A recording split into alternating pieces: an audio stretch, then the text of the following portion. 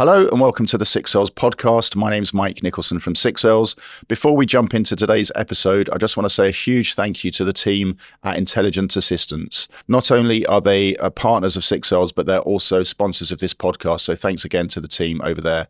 Intelligent Assistants combine human intelligence with artificial intelligence to solve real business challenges. And they believe in a process of human first, human last, which really chimes in with the way that we think about things at Six Cells. So thanks once again to the team at Intelligent Assistants, and let's jump into today's episode. Thank you for joining me. I've got Aurelia Noel, who's the Chief Innovation Officer at dentsu X, joining me today to talk about how to scale AI in this real kind of state of transformation that we're going through, not just as businesses, and you'll probably see this from the Holdco perspective, such a large organisation, but actually it's a huge cultural shift as well. So thank you for joining me. Thank you for having me. Oh, it's a pleasure. It's a pleasure. You've got so much vast experience. I mean, over a couple of decades, both client side, agency side. Just talk to us a bit about your career and how you got into the innovation role. So I think innovation was always in me. I started my career in '99 and I started it in digital media. So at the time, fresh from uni, going into digital media, and the year I decided to go into digital media is the year that the bubble burst. So I was kind of, have I chosen the right career? But then I think I've been at the beginning of everything. So I was planning my first Google campaigns back in early 2000. A lot of the platforms I used to work with probably don't exist today, talking about Lycos or AOL, that takes you back. Oh, and then nostalgia. And then I've seen a lot. I've seen social media started and growing to where they are today. I've seen automation, dynamic creative optimization. And I think what I love about innovation is we always say, it's always a school day, but for me, it's always day one, because I know that tomorrow I'm probably going to be smarter than I was the day before. I probably still have a lot to look forward to in my career. And I think all of that is because I've chosen to be kind of an innovation partner and then an innovation lead as I am today. I think the other thing for me as well is because I can't settle on one thing. Innovation always gives me that cognitive flexibility. So I may be on a call and talk about AI in search, and then I have another call and I talk about creators, and on another call I will do something else, and then sustainability comes on top of that as well. So I think it's a very very diverse career in one job. But it's also one that always kind of brings me the same spark, the same passion. And I think that's why I always say to people, I have found my calling. Yeah. Usually it's when you go into religion, but it's like, for me, it truly was a calling from the start. I don't see me doing anything else. That's incredible. I can see it in your face and the way you talk about it. And just that day one, it's a mindset, isn't it? Innovation, as much as it is kind of a role and responsibility within business. Because you said you've got to be, well, I assume you've got to be so curious and not have too much fear, maybe, to leap. I think that's the thing, is you need a lot of curiosity. You need to accept that you're not going to have it right all the time. Yeah. And I think it's probably one of the things that is the most difficult in when you're having an innovation role, is that it's a lot of trust, it's a lot of gravitas. You have to talk to your clients and your partners and say, believe me on that one. It's going to go somewhere. So it takes a bit of bravery as well, but also I think what it takes is a lot of a good dose of skepticism sometimes. Nice. Because you think about what can happen. So you build scenarios in your head, as in, if I do A, does B will happen? And I think it's a bit of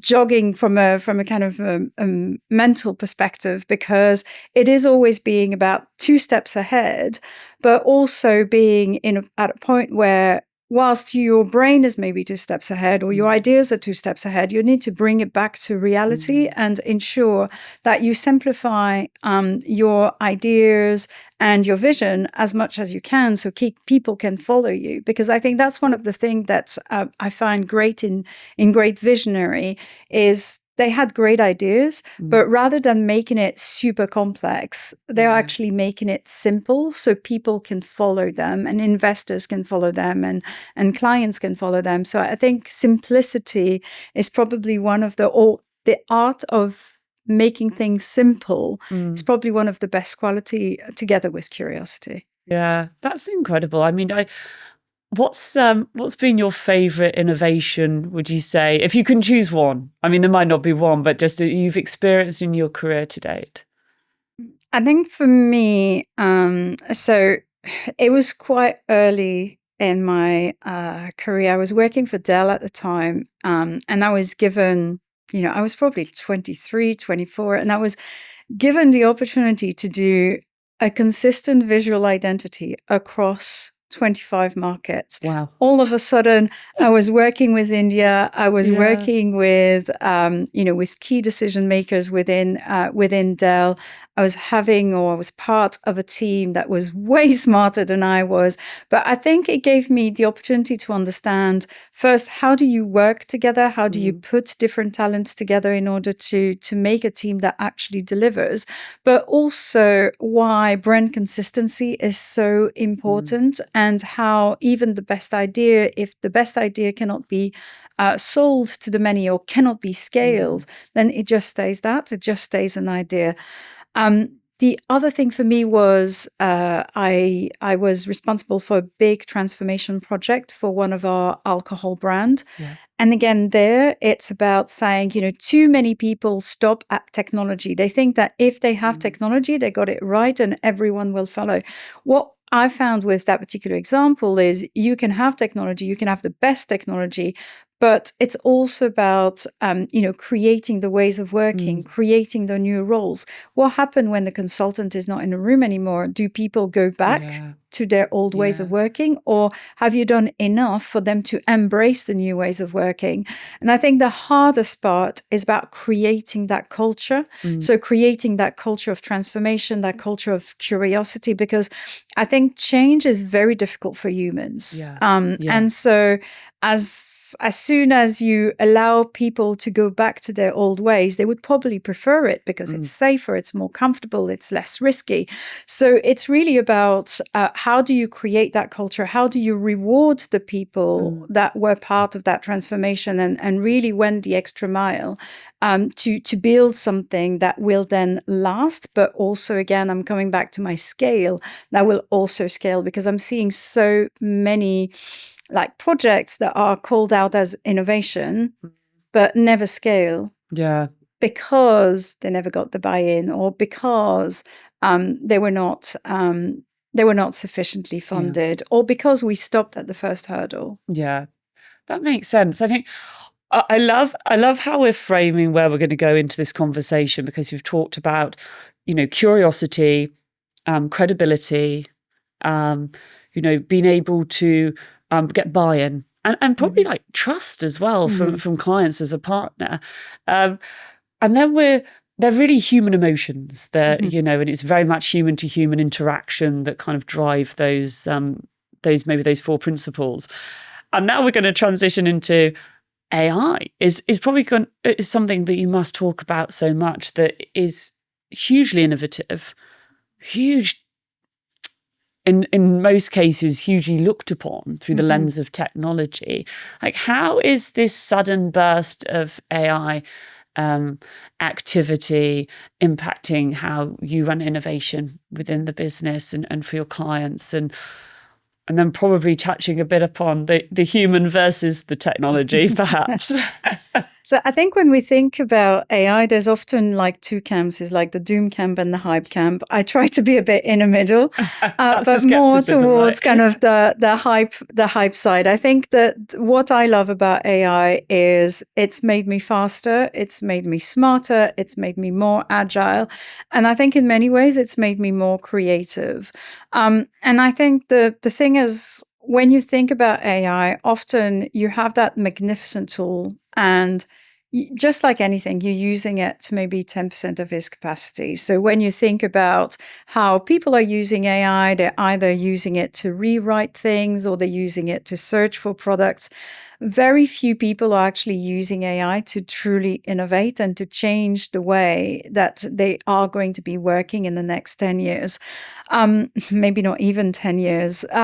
Maybe just the next two, but I'm seeing it already with things like when I talk about how I work with AI and how I feel enhanced or augmented with AI is I tend to find myself talking about my agent colleagues as if they were real people. Oh, I love But it. if you think about something like, when you work in pitches, you'll try to think about what is my audience? How are they going to react? And I think now with especially with agentic AI, you have the possibility to create those kind of lookalike of your audience and say, what do you think of that campaign?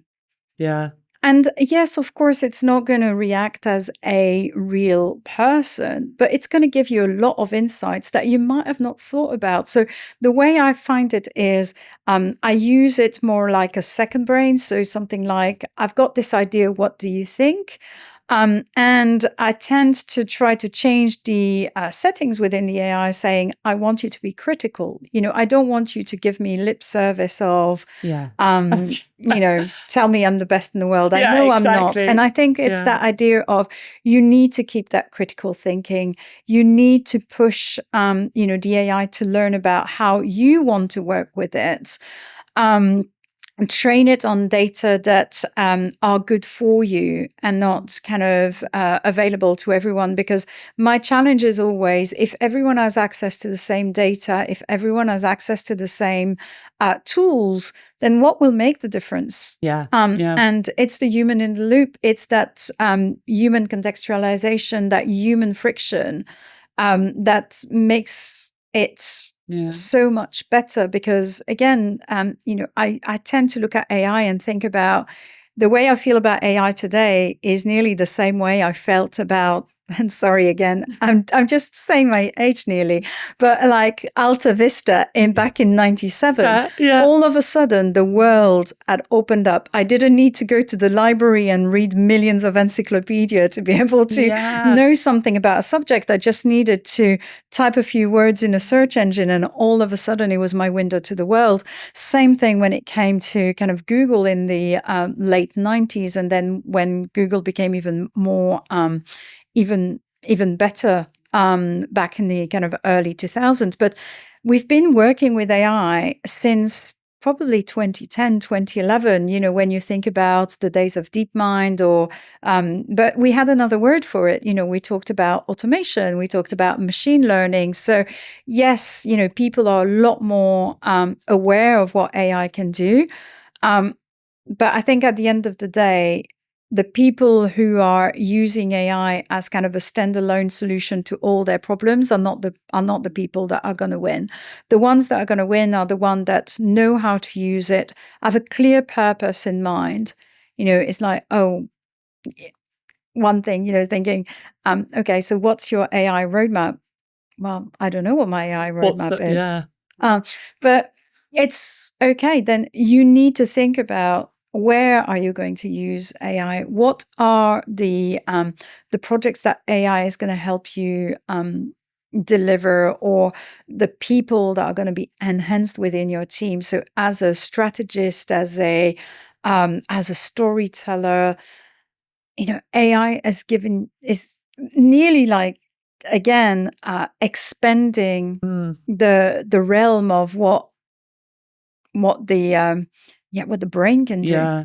Yeah, I love that view, actually. It kind of extends that peripheral vision, doesn't it, into places you may not have gone. But a word of warning in what you said was, the LLM at the end of the day is a large database of sameness. And so we've got to be really cautious to make sure that as businesses grow and use AI in different ways, that they're probably calling upon their own proprietary information, which is not just a signal, but it's also the human intelligence. I mean, Yes. we at IA talk about human first, human last in everything we do. And it's not just about gating and verification. It's the knowing what a good output looks like based on experience Yes. and some lovely nostalgia. And then, but also the capture of the human signals that go into the build as such as well. So, Yeah. but the data piece is interesting. If we deep dive in there a little bit, I mean, there's a lot of bias. Yes. What do you see, and how is that impacting how you kind of view innovation in AI? So I think that the challenge for me is always, just like we had very few human in tech, we have even fewer women in AI. I think it's Stanford did a study. I think it was Dr. Solène Delacour, who basically said women are less likely to use AI because they feel like it's cheating. So on top of that, you put the fact that we are more likely to have imposter syndrome than our male counterparts. And you're like, well, why? Why is it, again, one of those where we are nearly limiting ourselves? Getting in our own way a little bit. And there were a few things that really kind of hit with me is it's not a case of class or of income or where you live in the US or the UK. It's constant that women are less likely to use AI than men are. Wow. The challenge for me, and I wanted to quote Zoe Scammon because she's got a clear kind of keynote on why actually women are probably the best AI superpower, because the way we think from a very young age, we've been pushed to think context, we've been pushed to think in a systemic way. So we see the bigger picture because of the way that we approach the world. Yeah. And I think those are extremely amazing competence that we can bring to the models. Yeah. But also what the challenge I have as well is, if we're saying that maybe 30 or 35% of women use AI, that actually means that 65% of the data that the AI is trained on has been male focused. Yeah. So think about, again, for me, it's only going to grow the gap that we have, whether it's in medicine, whether it's in education.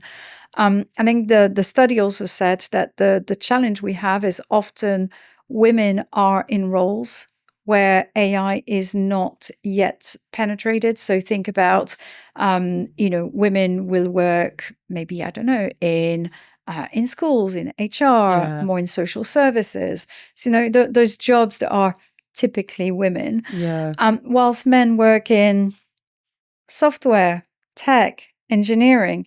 So I think this is really something that we need to address, because for me, it's not a confidence problem. I think it's a perception problem. When we're saying, but we're cheating if we are using AI, it's the worry about being seen as less of a professional because we're using tools to enhance our communication, our presentation, our point of views, and it's really kind of that idea of, but if we use AI, we're going to be penalized for it, or we're going to be, it gets morally coded as a bad thing to do. Whilst I would say, it's more of a cultural problem that is dressed as a confidence problem. Yeah. That makes sense. And I think the Delacour study was really good because she also said that there are billions of dollars at risk in terms of lost productivity and in missed innovation from women. And this is where I want to kind of get the conversation in. AI is not an underused assets for women. It's the fact that we are an underserved group. And we need to have more of those. We need a system, an AI system that is trained to recognize that data is skewed towards male patterns. We have to understand that we shouldn't just wait for policy to catch up. They will never catch up. And I think where my arguments like differ a bit slightly is like everyone says, oh, we just need to educate them more. No, I think what we need is we need to give them permission to be a bit braver, a bit bolder, and a bit more playing nice in a way. Yeah, It's we were raised to play nice, and I think when it comes to AI, it's just we shouldn't. Yeah, you've got to go. I mean, as you said, I mean that number's incredible, isn't it? The lost opportunity, based on how women have grown up in organisation, and I think it makes me quite sad that that's such a low percentage. And I know there's a lot of conversations, groups, research, training, but to your point, there's also almost from my personal perspective, when I'm using, say, ChatGPT or a Gemini or something, I think I look at it and go, well, most of this data is male. It's based on the content of the internet that we know predominantly is white male. Most of this, where, the sources of information, the build, even like the chat persona itself is being built by, tech bros in Silicon Valley. And like, how do we, which is what I love about like the kind of personalization of the information that we put in and the gaps that we can fill. And the way that brands can use chatbots as well in their own brands and personas, because I think it would then give me more of an incentive to interact. I mean, I'm obviously all over it in terms of what we're doing from a business perspective at Intelligence Assistance, but the chat functionality, I did find myself kind of going, oh, is it going to mansplain to me as opposed to serve me something it's useful. Just overly nice because he knows. Well, women. Exactly. Well, they talk about that, don't they? The nicety factor of it being, around that building habit and addiction in the platform. Yes. Like, no one's going to come back if it says, no, you're wrong. Yes, that's the thing. And I think, it's also kind of the whole idea of like those AI companions is it's again giving a very warped view of the reality to a new generation of young men. And I think, that not only we need to tell our daughters, our sisters that they need to be braver, they need to be bolder, they need to embrace the technology more willingly, but also we need to kind of ensure we've got the guardrails so that we don't come to a world where we nearly negate 50 years or 100 years of female progress because of that wonderful technology that is now in our hands. Yeah, it's so powerful and yet can be so quite frightening in a way of because of this, what we'd probably describe around like data ethics, like not just the completeness of the information that's in there and the gaps, but how we use it. I mean, I think to me there are two things. I think the first thing is really we need more women in AI entrepreneurship. We're on it. So that's the right thing. But I think I had a data point here of the Cherry Blair Foundation Global Research 2026 saying that AI use amongst entrepreneurs is low, but it's growing. But the challenge is more around the fact that while AI has helped a lot of female founders build an idea or really kind of bring their idea to life because you don't need to code anymore, or you know, the challenge is always with the fact that when it comes to scaling, when it comes to investor being willing to put money into female entrepreneurship, then it's still very low. I think like 85% of investor money that goes into AI goes into male founders. So we are, in a way, replicating a bit of a circle, which is a cycle, which is basically, if there are no women entrepreneurs, how can the AI become more women? Yeah. Fair enough. It's like that vicious circle. And do you think that then comes to the responsibility of all of us?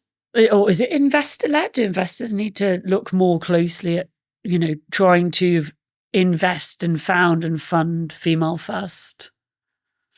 I think for me, the thing you have with AI is, and AI to me is the best democratization Yeah. tool for female entrepreneurship, because it removes the first barrier, and the first barrier is to stop someone before they've even started. Yeah, fair. And I think what AI gives you is that idea of you don't need a really big team, or a skill set that you don't have to start a business.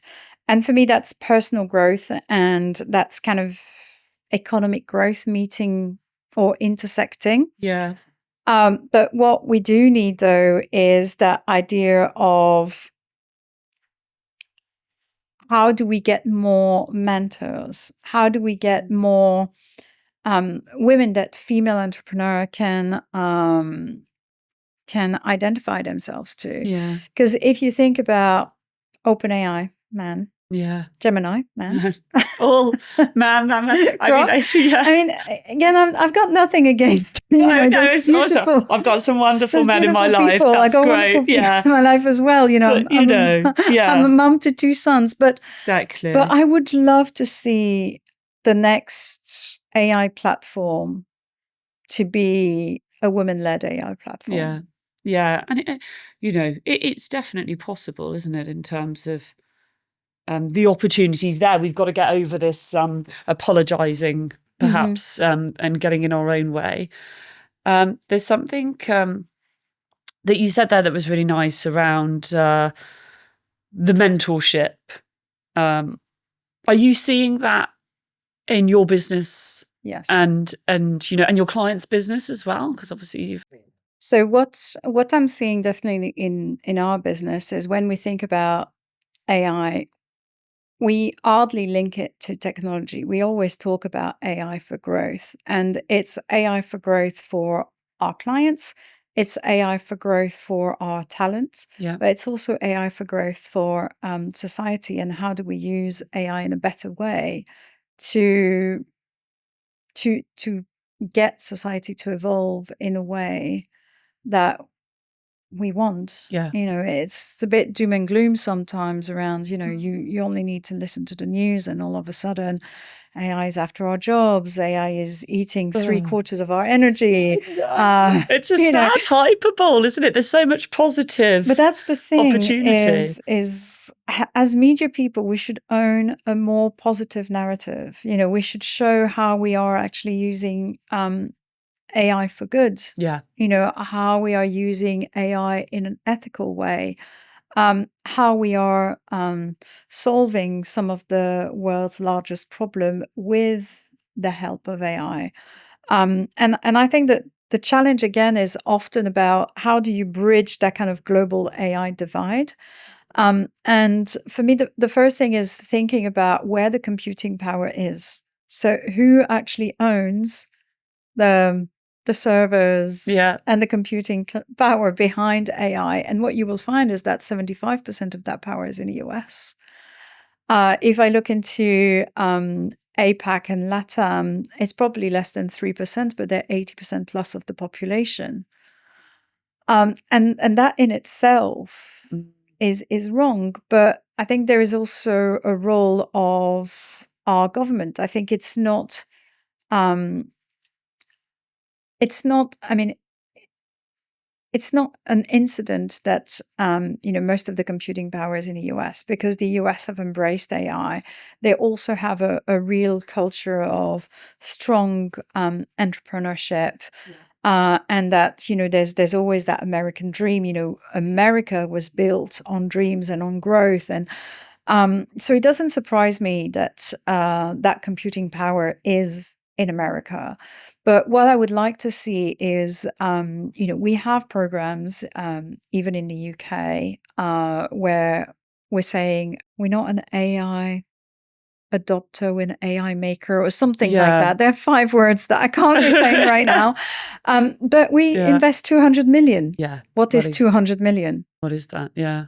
You know, when we have people that are now valued for trillions of Exactly. trillions It's like, yeah. And I then mean, that's unbelievable wealth. we are going to have an amazing AI program. And by the way, we're putting 200 million in it.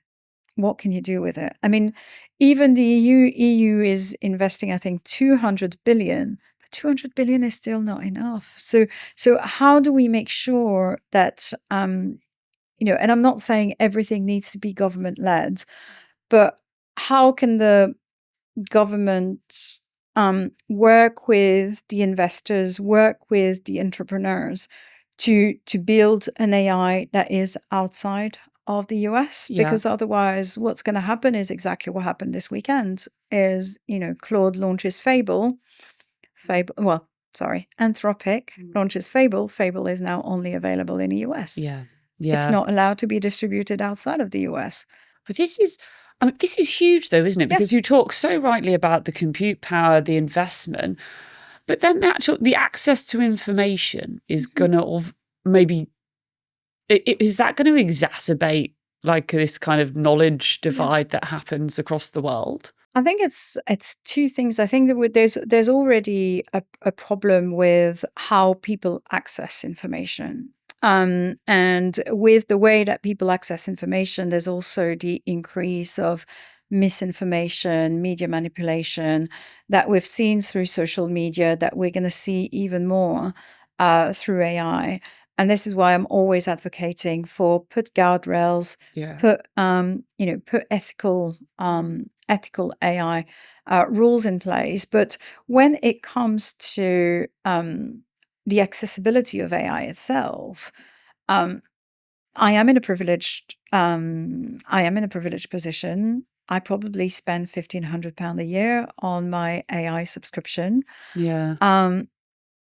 Who else has the money to do that? You know, for me, and I'm not saying, you know, AI should be profitable. You know, people should be able to make a living out of that technology.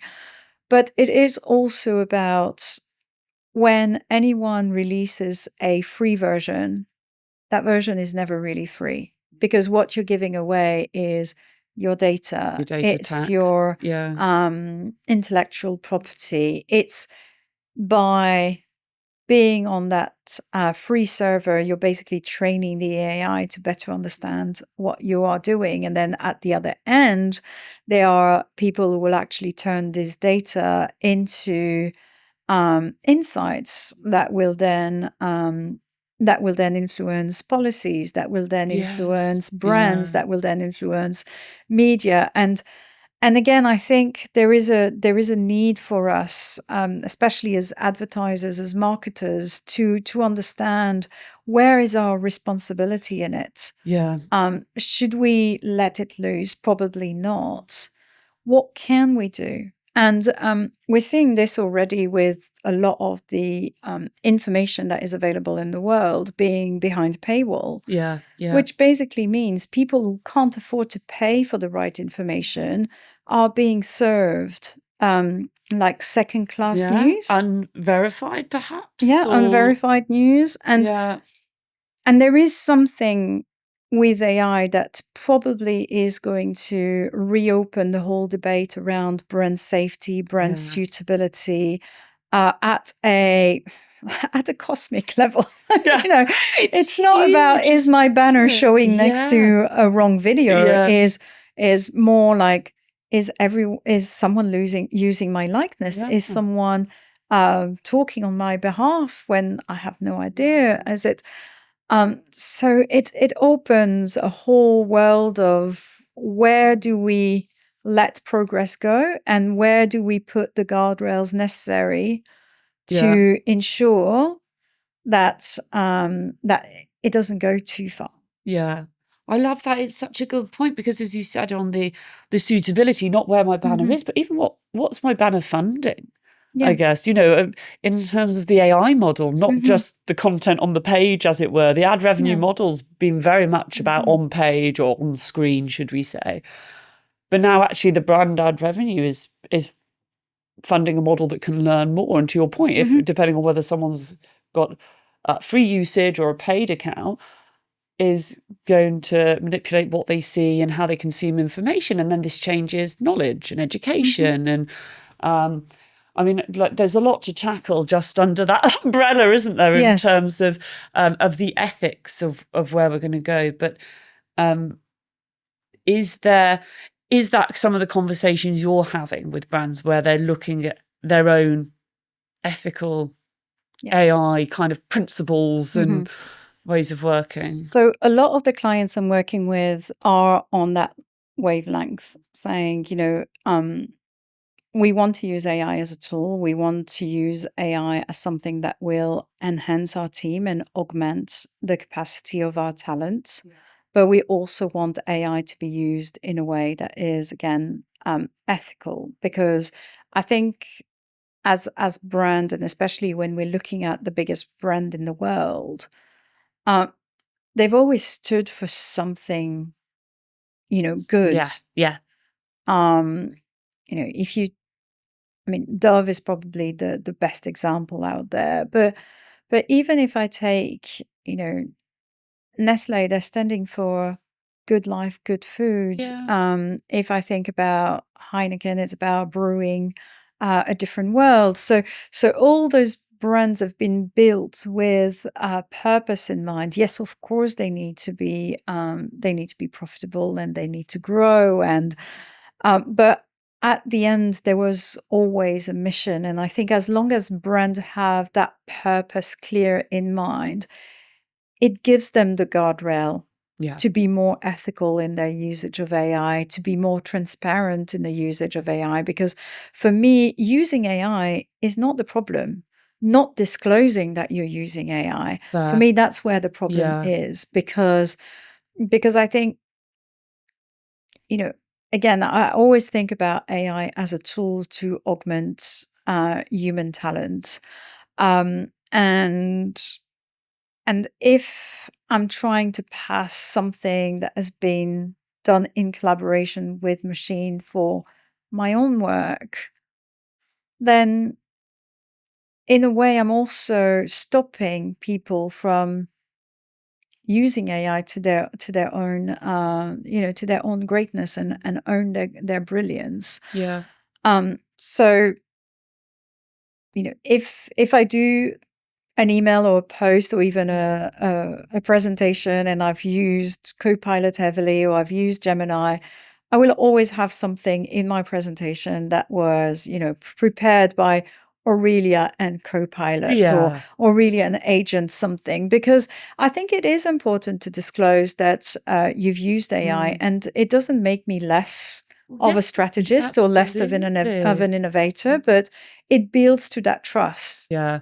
Well, and what we talked about at the start, really, about women not being afraid of putting AI, as part of their strategy. And if you as a leader in this space can go authentically in front of people, look, this is me and this is how I've expanded out the vision using a tool, because we all use tools all the time.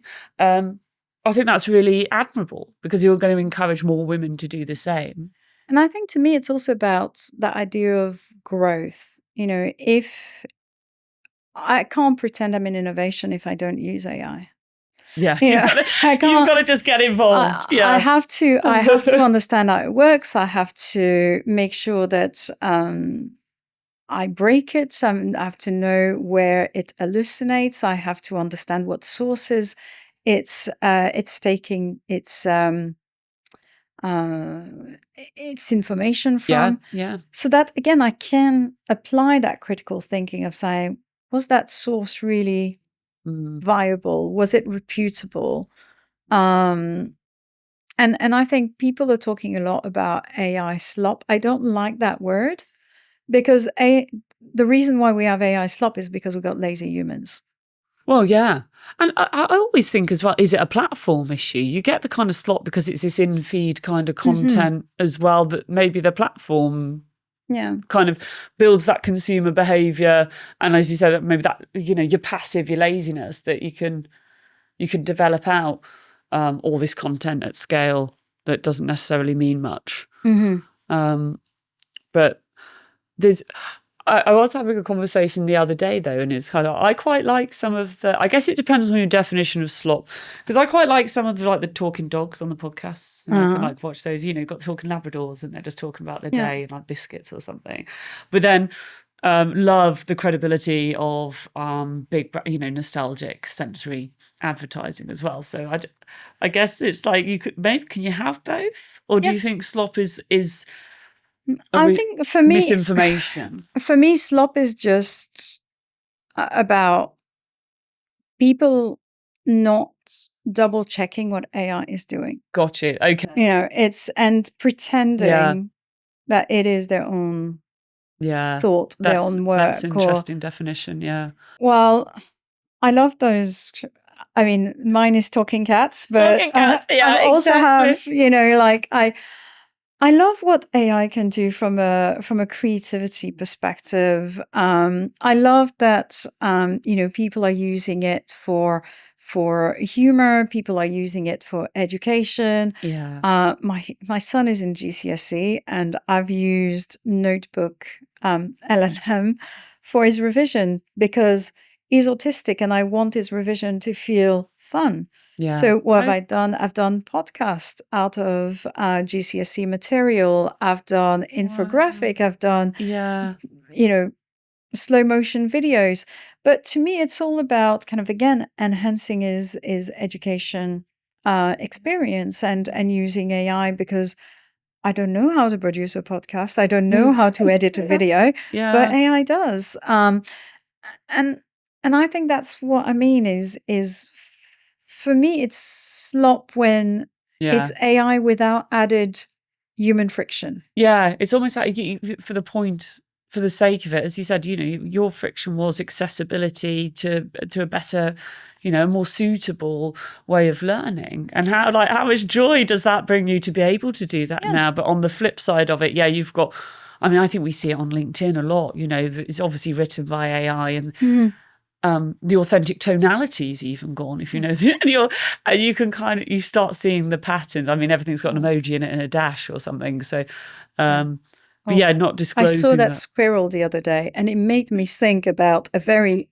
business problem. Oh, that's it. Yeah, exactly. You're like, oh, did it? On. Yeah, I'm sure.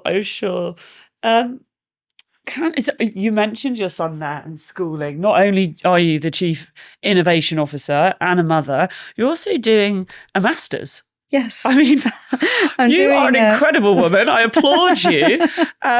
But can you talk a bit about the master's? Because this is really exciting. I'm doing a master in sustainable leadership with the University of Cambridge.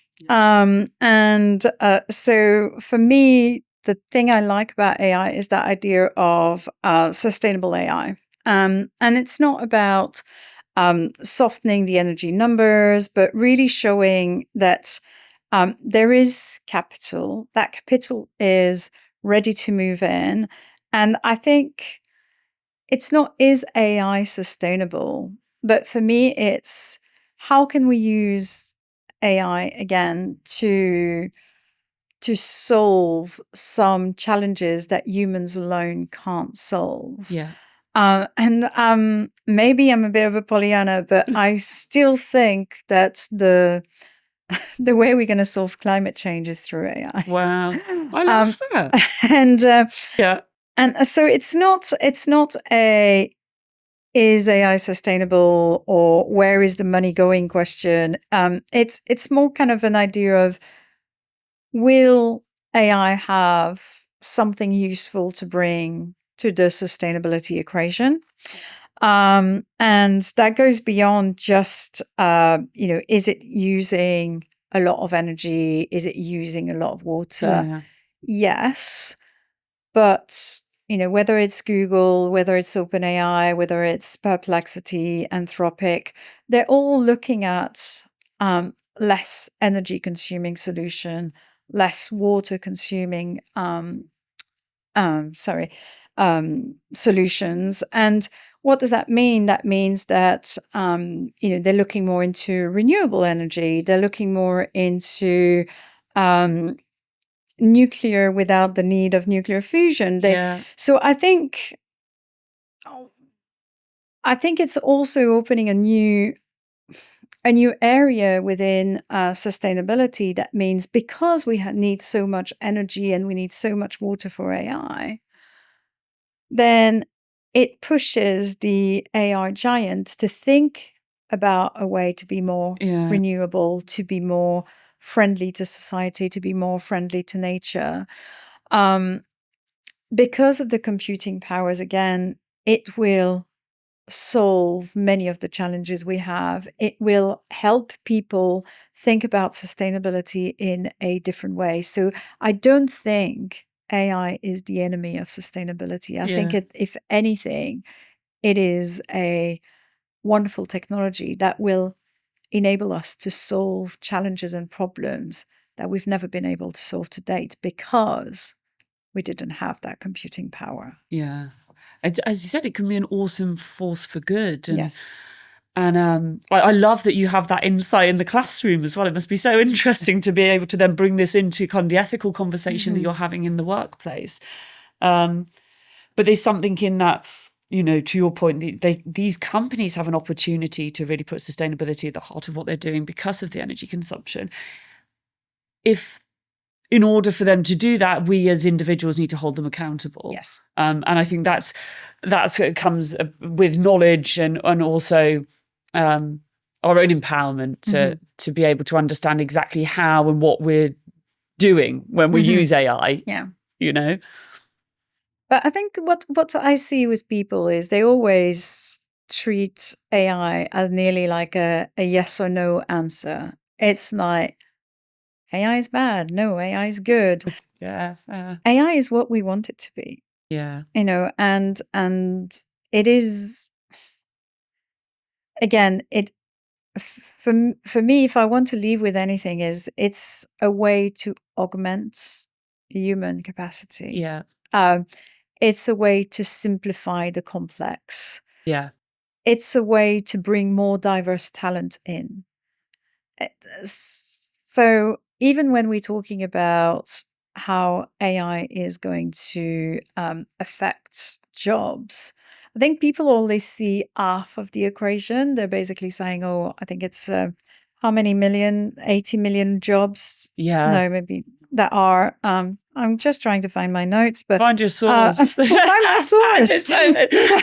My non-AI source. Great sources of information. That feels like a familiar. Here we go. So the World Economic Forum said that 170 million new jobs will be created thanks to AI by 2030, whilst 92 million jobs will be displaced.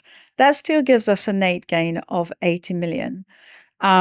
And I think for me, it's a reason to be optimistic about AI, and I think it makes us look at talent differently. It makes us look at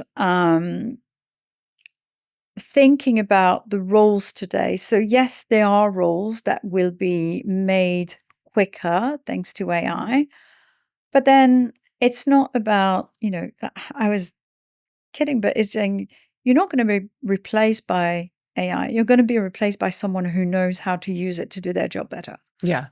Interesting. Yeah, it's a really good point. You know, because at the end of the day, we heard it. You know, when I started in digital, then you started having all of those tech stack, and analytics was supposed to get rid of business analysts, and automation was supposed to get rid of the planners. No, if anything, it made our job better. Yeah, it made our job more interesting. Yeah. So I don't see. There's something I've been saying recently, and it sounds a bit dystopian, but I can't help but feel that we as humans are the product. AI is not. AI is this technology enabler, accelerator. Yes. Like it's a buoyant giver of product. You know, as we said, it can expand our peripherals. You know, there's obviously a lot of pitfalls that we need to be cognizant of, and we've gone through this with, you know, the internet say. Yes. So, and social media, we've learned from these mistakes that we can employ into what we're now, how we're operating with AI as a brand, as an individual. But every conversation I have is very much around human signals, human behavior, human adoption, you know, and AI being this assistant within it. And I can't help but think, we're the product. AI is a lovely technology that to you certainly becomes an extension of our capabilities. Yeah. And I think it's also the idea that you know, AI doesn't have a fixed outcome. It actually has a default outcome, but that default actually benefits whoever has the curiosity, the capital, the computing power, the talent to make it work. And you know, going back to what we were starting with, which is a lot of kind of that radical simplification, I think that the reason why a lot of those kind of AI pilots are failing is because we did AI for the sake of AI. Yeah. And it happens all the time. Oh. You know, you do commerce for the sake of commerce, or you do digital for the sake of digital, without really understanding what is the business problem that I'm trying to solve. And is AI really the solution? Because I think that's going to be a problem as well going forward, is tokens are being more and more expensive. And will come a point where actually using AI is going to be more expensive than using real people. You're going to have that trade-off. So it's about thinking, you know, where can AI really help me solve a business situation, and where I can put AI in the hands of my talent to again make them smarter, make them faster, make them more agile, making them more prepared. Yeah, I think that's it's a wonderful way of looking at it. You know, I think it's a 95% failure rate. And when I was reading behind the lines of you know, that's of AI projects that are kind of never adopted, I was like, if you could just reduce the 95% by 20%, like all that learnings, because you can fail fast and you can fail a bit cheaper. And also the failure rate is up because the natural language, the vibe coding enables other people that weren't technical. They can't, we talked about it at the start, didn't we? They can't take it the last 20% perhaps, but to have an idea and build something. So, you know, product tech and devs are not just the builders anymore. It can be, you know, a planner in Spain, or, you know, part of a team member anywhere within your business. And I think that's why there's a heavy 95% failure rate, because hopefully I see the good in it, that there's a lot of curiosity from different paths. For me, that's the thing, is what those 95% were probably just MVP that were not viable. Yeah, why not? We learned something. Yeah, capture the feedback loop. Go, just keep accelerating. And I think just like anything else, you know, there's that idea of, again, scale. I'm back to my kind of scale thing, which is to say, well, maybe when you vibe coded and maybe you have 20,000 agents, but 10,000 of them are actually doing all the same thing, because it's been built by 10,000 different people. But I think it's really about, how do we continue to bring that energy in people to, I want my team to create 1,000 agents, and maybe only 5 will be viable, but I want them to think. I want them to think about what agents do I need to, again, make my job more interesting. Can I build it? Can I try it? And then if I see that when I try it's not what I wanted, then fair, you know, go to something different. But it does come back to, I think, what you were saying about the brief and the friction and what you're trying to solve for. I think like free testing is beautiful. Like, you know, there's so many tools out there. You've probably done it as well. That's where I spend most of my evenings. But in the work situation, in a business situation, like, we've got a simple process: think, build, adopt.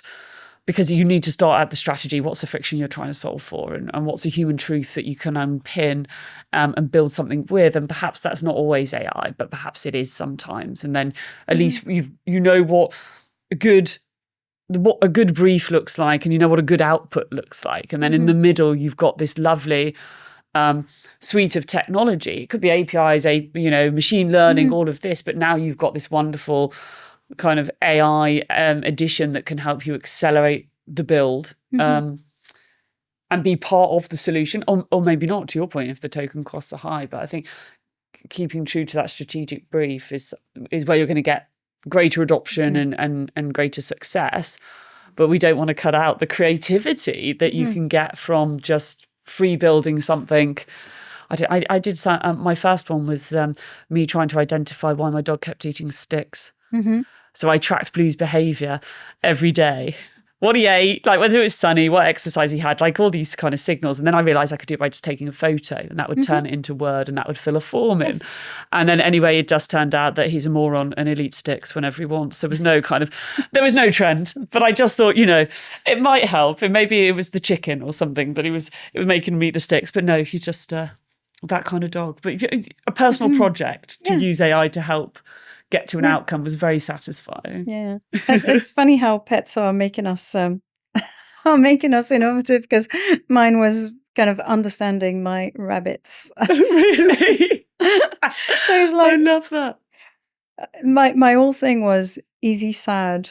Is he eating enough? And same thing, taking pictures every day. Yeah. And kind of logging it and say, okay, can you compare this picture to like rabbit behavior?